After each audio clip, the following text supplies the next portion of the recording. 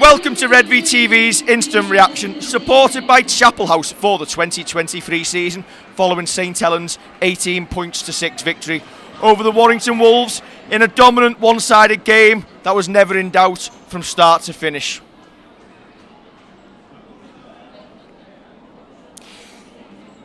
I mean, that first 20 minutes, yeah.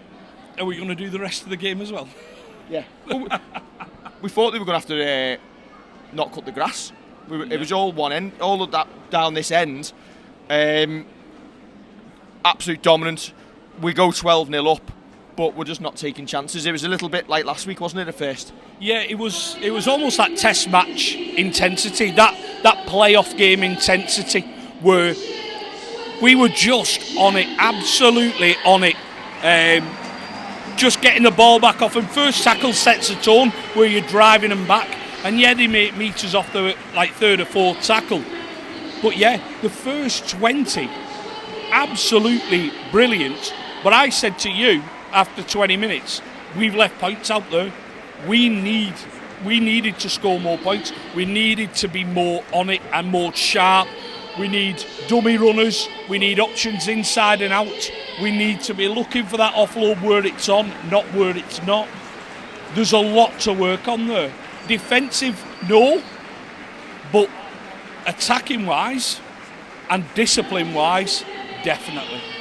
It looked a lot like when the play was going to Johnny, he was straightening up quite a lot. He looked like he's carrying a bit of an injury, but you noticed that the timing seemed off. Yeah, it looked like just his runners had either overrun him or jammed in a little bit too much, leaving him with nothing really that he wanted to play. It makes it look like it's his fault when it's not that at all. Yeah, He's just... Some of it might be his fault. Some of it might be that he's not quite in the right position. But yeah, if his runners aren't quite set right, then yeah, it's not. It's absolutely not. And on the other side, you look at we're trying to form partnerships. We talk about that all through the season, and we're having to swap and change at this point. Obviously, Connie not being in the team, so you move Percy over to one side. Then you bring Ben Davis and pair him on that side with John Bennison, and all of a sudden you've got to, whenever Connie's back, and I know that they said he's back running and he's got to get through all his work with the physios before he's contemplating a return, but then you're switching it back again. It's difficult for us to do that and for our half-backs to be able to keep a proper continuity. But on that side with Johnny, I'm not entirely sure. Well, Joe actually didn't have his best game. I'm not saying he had a bad game, but it didn't look like he was quite on it tonight. And we were just slow, we were stilted. And you can say whatever you want about any other factors in this game, that game should have been dead and buried after 20 minutes. Yeah, you could argue if you were playing a stronger team than Warrington tonight, you might have been punished a bit more. Let's go back to the starting lineup. Obviously, we're a prop light with George Delaney missing out, so we've had to rejig things a little bit. We've tried to get minutes into Curtis Sirenen, but we've started James Bell on the bench. And then after 20 minutes, as we put on Twitter before the game, before what we thought might happen, Knowles has moved into prop to give Sione a break, and then you brought Bell on. And can I just say, by the way, James Bell, once again, absolutely phenomenal. Yeah, sometimes you do wonder if there's a bit too much thought gone into it.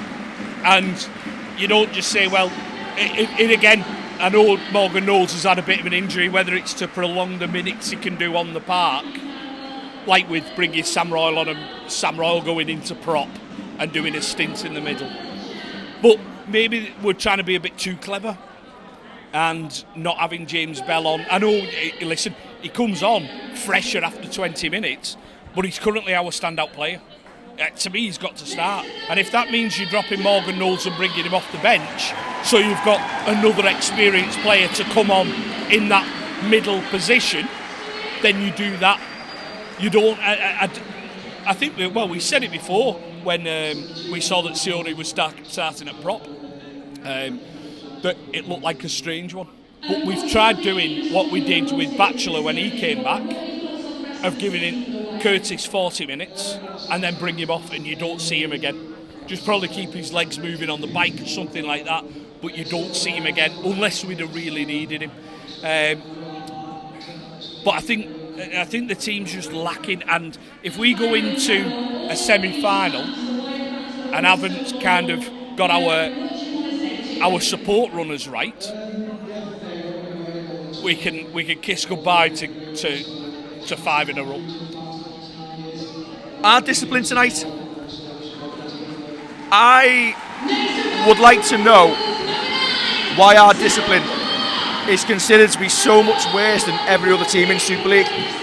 I would like the club to get a couple of present referees down to sit and go through the ruck and answer why we're consistently pinged far more than everyone else. It seems at times that teams are allowed to lie on Saints for 5, 6, 7 seconds, but we're constantly pinged. Is it the way we're turning players in the tackle? We must be doing something that referees don't like, and we need to get to the bottom of it, because it's getting beyond the joke how much we're getting pinged. Yeah, and that's our problem. We need to find out why. We need to find out why. I think that's a great idea. Ask whoever's in charge of the refs at the minute, have you got someone who can come down and chat to us about what we're doing wrong, and we'll go through a whole game, what we're doing wrong, why, and what the opposition are doing right to be able to hold down. Yeah. What is it? What's the perception there? What can we do? Is it perception? Is it so much that when you've been pinged so much, it's like it's in the referees' minds that it's Saints doing it, they're doing it again. Is it because we're just usually so? I'd love to get up the stats to see how slow the ruck is when Saints have the ball. We must have the slowest ruck in the league in attack. Possibly so. I do like your idea though. Get refs down, find out where it's going wrong, fix it up, and if you fix it up, you give yourself a better chance, don't you? Because if a ref pings you, you can speak to him about it, respectfully about it, and he can surely, with the amount of coaching a ref does in a game, Joe, you're offside, Curtis, where you are, give yourself up. Surely there's a way that a ref could say, this is what's going wrong for you. But is that, like, you see that in games, but when the referee's doing that and it's play on, are you ever finding out what you're actually meant to have done? Because as fans, you watch it, and you're watching it, you're watching it with your Redvee tinted spectacles on. Correct. And you're looking for penalties that you should be getting and you don't seem to be getting them. And then the most obscure things, the referee's arms going like that. And it basically piggybacked Warrington down the field a few times. It put us under loads of pressure. And what I will say is, thank God we've got a world-class defence. Yeah. That's the thing that's going right, isn't it, this season? I think going back to year 6 again, I'd love to know kind of why, why they're given. That's it. That's all you want to know, why. But unfortunately, the ref's got time to do that, and that's it. You're right about the defence. Our defence is joint best.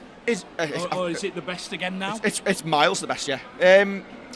Is it fair to say that Warrington actually had the better chances, and it was our defence in the corners that bundled them into touch quite a few times and got us the result tonight? Because for all the dominant possession we had, they created the better chances.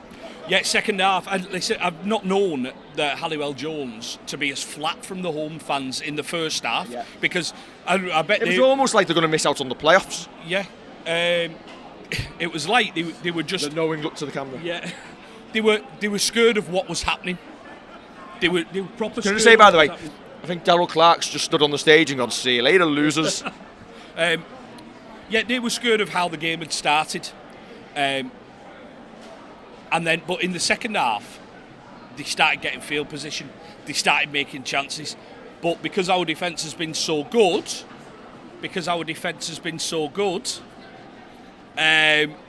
we've been good enough to see it out. Like Wayne's Willis, extreme close-up. Kevin, there's one for the younger audience.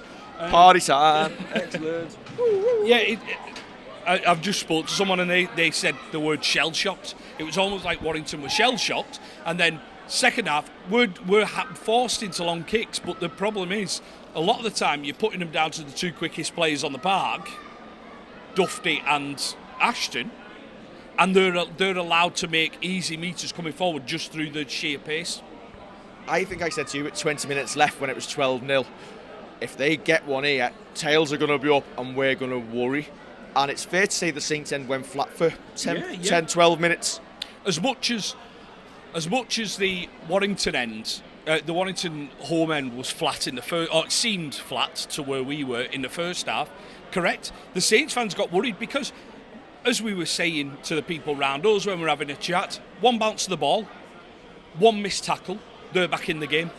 And that, as it proved, where Saints Darryl Clark scooted over for a try. Moses Mbai outdid him at the end. Imagine if you'd had Darryl Clark, 28-1, last try scorer, you've already spent your money. You'd be gutted, wouldn't you? You'd be gutted, wouldn't you? Especially when Moses goes over at the last touch of the game. Somebody always goes on at me about a lottery ticket, a Saints lottery ticket that we didn't win in the game. It's 1-1. Hello, Dave Hitchin. Yeah, it's one of them. It's been a proper tough game. The one thing I will say is going through a game as intense as that and having your backs to the wall for so long, that should stand you in good stead defensively and fitness-wise for the playoffs. Yes. However, if you have a good 20 minutes like that and aren't putting teams to the sword, then you're going to come unstuck. Yeah. And it's something, and I don't think there's one person I'm blaming for that. I know you see it all the time on Twitter where there's certain names thrown out there. That's on the players as well to have a look at what's on and make sure they're pushing up with play. Because when you're going one out all the time and there's no one running off you, you're not keeping the defence honest.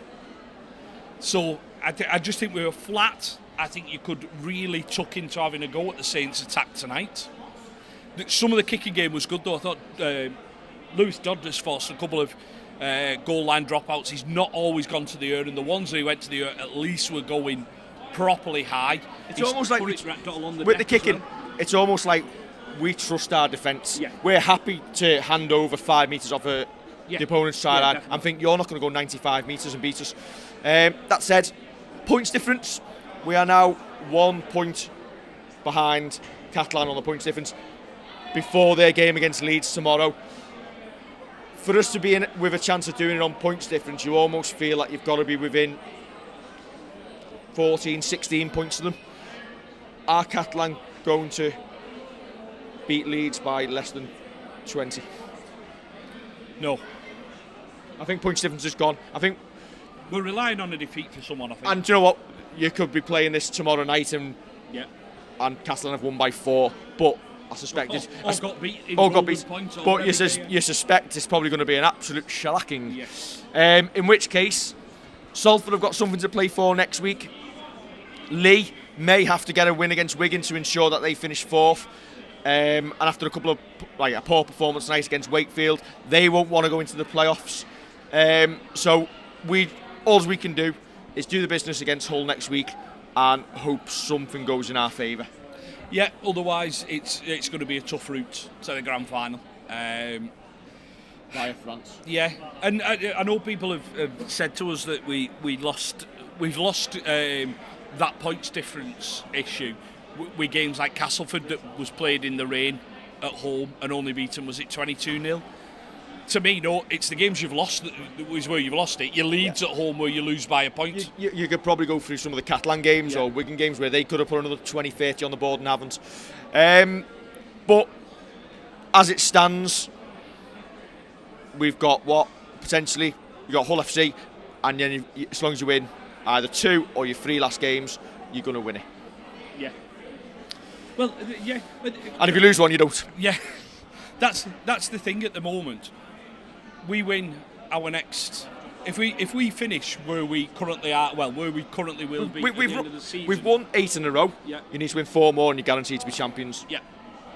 But Wigan can win their last 2 and be champions. We can lose next week and still be champions. Yeah. Well, yeah. So as long as we win our last 3, definitely. Yeah. As long as we win the last 3 games of the season, not our last 3.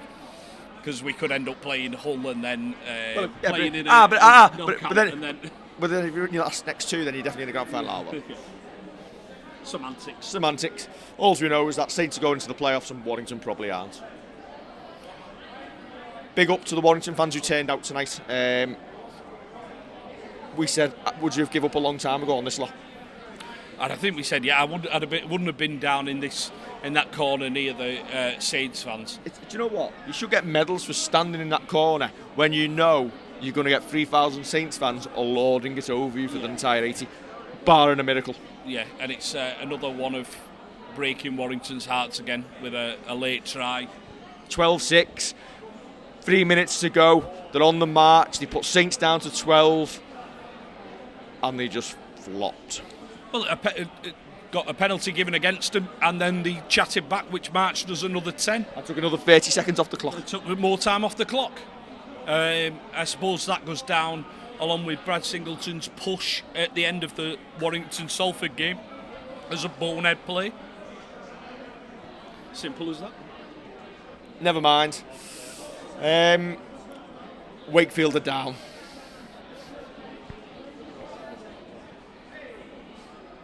Okay. I feel sorry for their fans. I do. Yeah. I don't feel sorry for them as a club.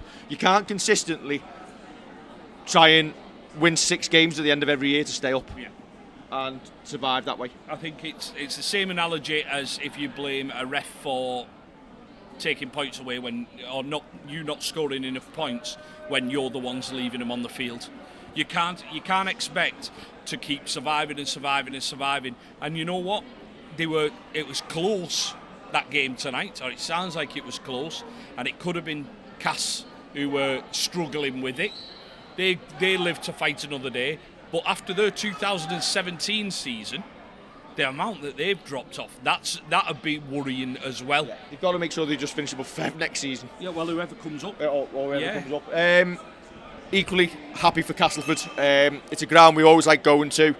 I think they've got good fans. They always get behind the team in numbers, and they bring the numbers away as well. So congratulations to Castleford staying in Super League. We look forward to getting back there next season, as long as you save the hog roast. I was going to say, that's all you're aiming for, the hog roast.